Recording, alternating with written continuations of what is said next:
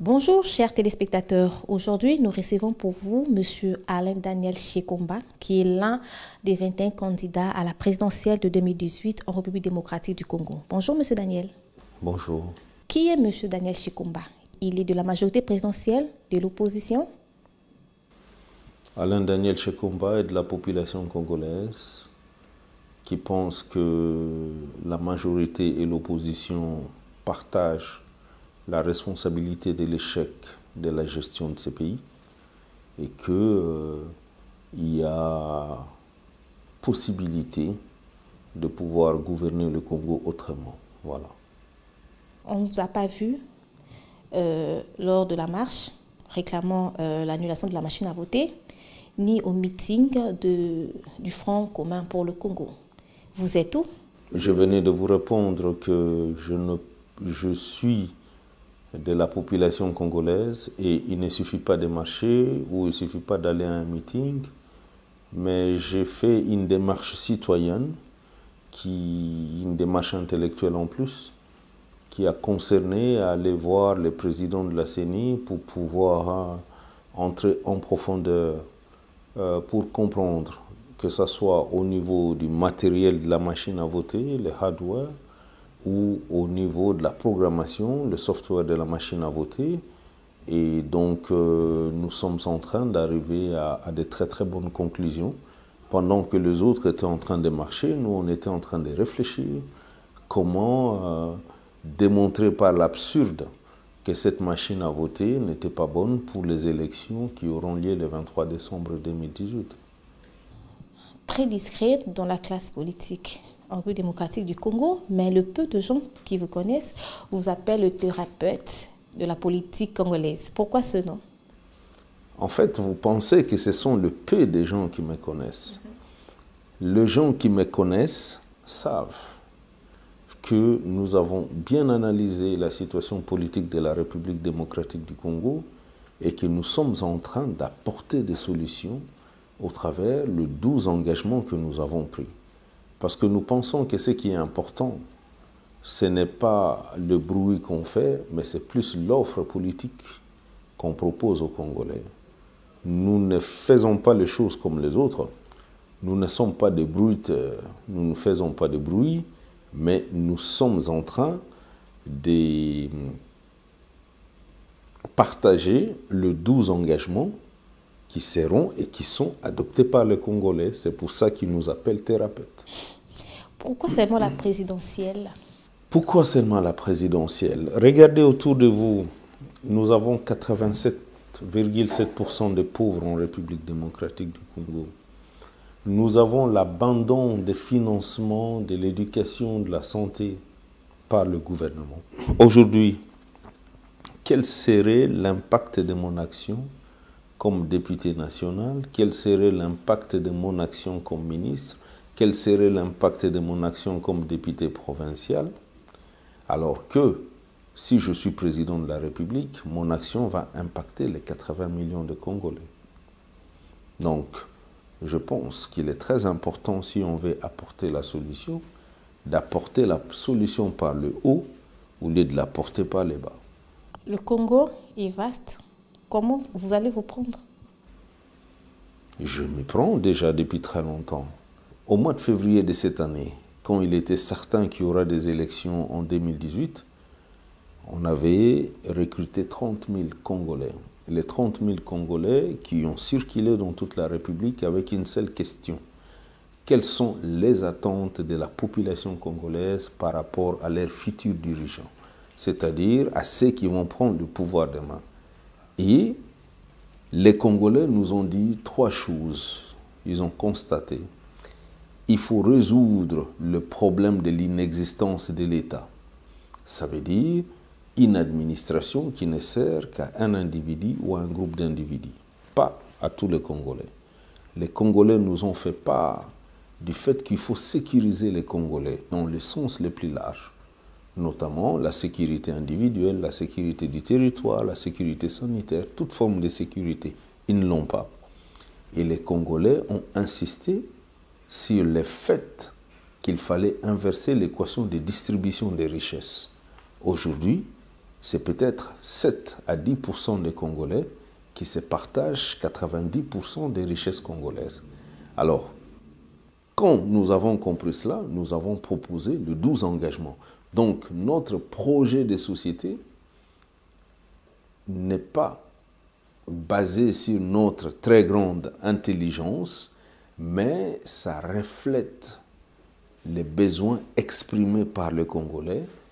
Et c'est pour ça que le peu des gens qui nous connaissent, ça veut dire, quand vous dites le peu des gens, c'est-à-dire les gens que vous avez côtoyés, mais les gens qui nous connaissent savent que nous avons un pacte social entre eux et nous que nous appelons 12 engagements.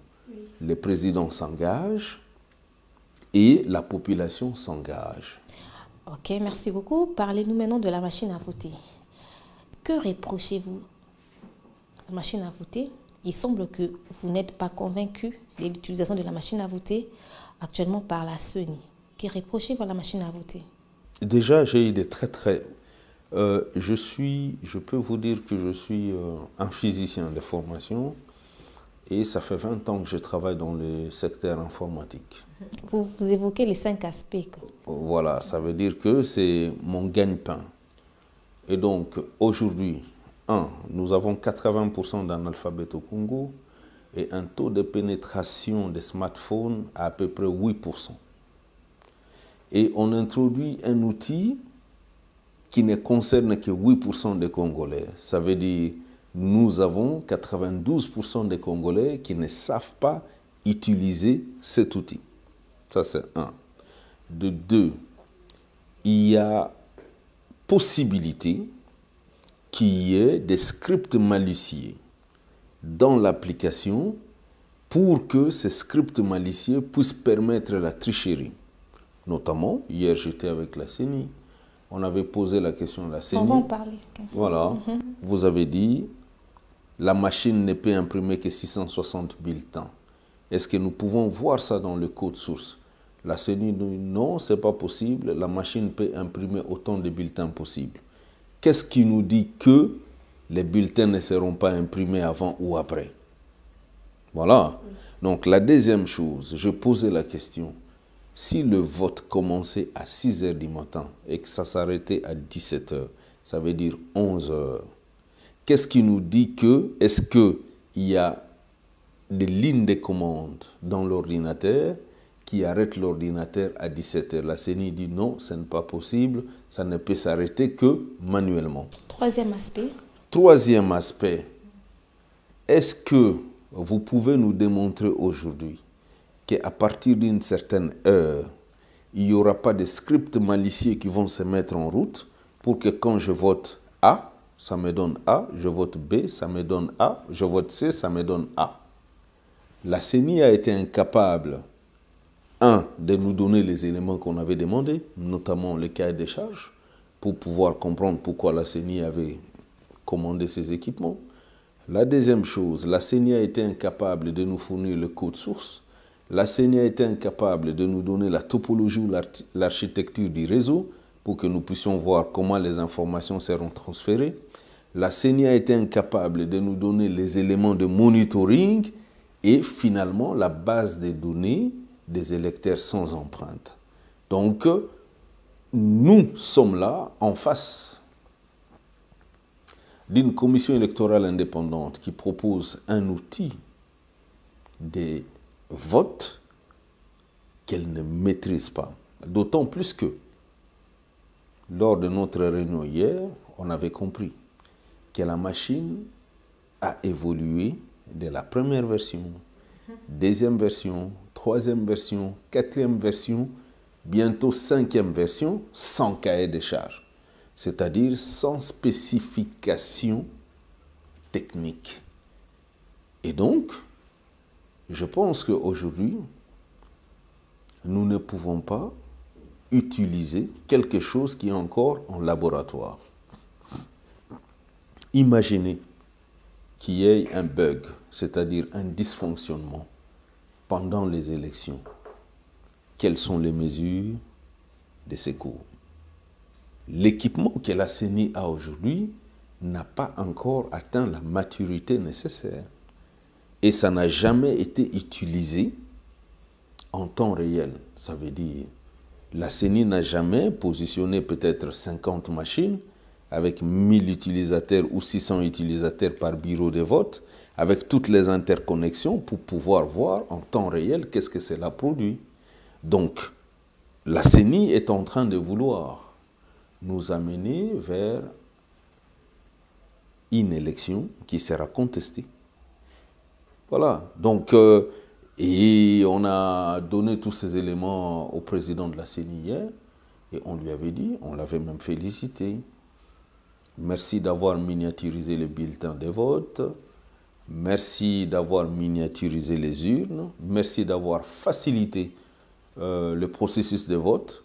Mais nous pensons que les machines à voter devront être utilisées comme un album photo où nous allons reconnaître notre candidat et son numéro, mais nous pouvons écrire manuellement sur les bulletins notre choix et nous mettons dans l'urne. Comme ça, c'est une élection qui devient complètement manuelle. N'est-ce pas? Donc, la machine à voter n'envoie plus les données et nous n'avons plus le problème des électroniques, impression électronique. C'est juste une machine imprimante? Non, ce n'est pas une machine, ce n'est pas une imprimante. Dans la machine, parce qu'on a ouvert, comme j'avais demandé, il faut ouvrir les capots. Nous avons une imprimante thermique, mais nous avons tout un ordinateur et nous avons une carte SIM de transmission de données. Voilà, donc ce n'est pas une imprimante. Il y a le moniteur, il y a le logiciel de fonctionnement d'ordinateur et il y a l'imprimante thermique avec une SIM et une interface Wi-Fi de transmission de données. Donc, il faut qu'on arrête de dire que c'est juste une imprimante. Et après votre réunion, la dernière réunion avec la CENI, êtes-vous satisfait? Sinon, quelle suite pouvez-vous réservez-vous aux élections du 23 décembre 2018? J'ai bien parlé hier avec la commission électorale indépendante et le président de la CENI avait trouvé que ma proposition était très intéressante. Et il avait dit que cela dépendait de la loi électorale. Parce qu'en fait, la loi électorale, d'après lui, demandait à ce que sur les bulletins de vote, qu'il y ait les noms, le numéro du candidat, la photo et le logo de son parti politique ou de son regroupement politique s'il n'est pas indépendant. Mais je lui avais montré que le logo, la photo était flou. Donc ça serait beaucoup plus facile de pouvoir écrire manuellement le numéro du candidat, étant donné que la CENI a déjà tout classifié et a donné les numéros selon les circonscriptions. Ok, merci M. Daniel. Nous sommes presque à la fin de notre entretien. Un mot à la population congolaise qui vous suit en ce moment. Le seul mot que nous pouvons donner à la population congolaise, c'est que la population congolaise doit être vigilante. Pour qu'on arrive à ces élections, c'est une lutte.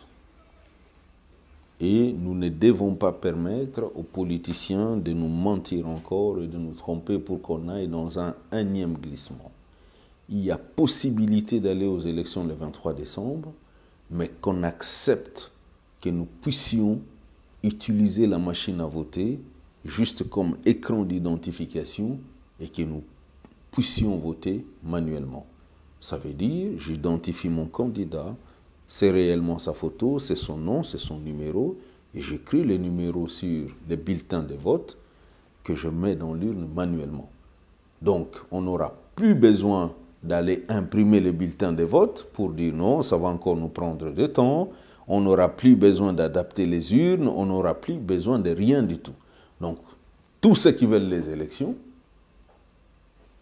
doivent soutenir la proposition qu'on a faite à la CENI et la CENI doit arrêter de se cacher dans les zones de confort juridique ou dans les zones de confort technique. Bonne chance à vous, M. Daniel. Merci.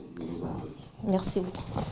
Merci, chers téléspectateurs. Nous avons reçu pour vous aujourd'hui M. Alain Daniel Shekomba, qui est l'un des 21 candidats à la présidentielle de 2018 en République démocratique du Congo, qui a résumé ses 12 engagements avec la population et qui s'est exprimé concernant son avis d'élaguer la machine à voter et ainsi que sur d'autres questions d'actualité. Merci à vous et à bientôt.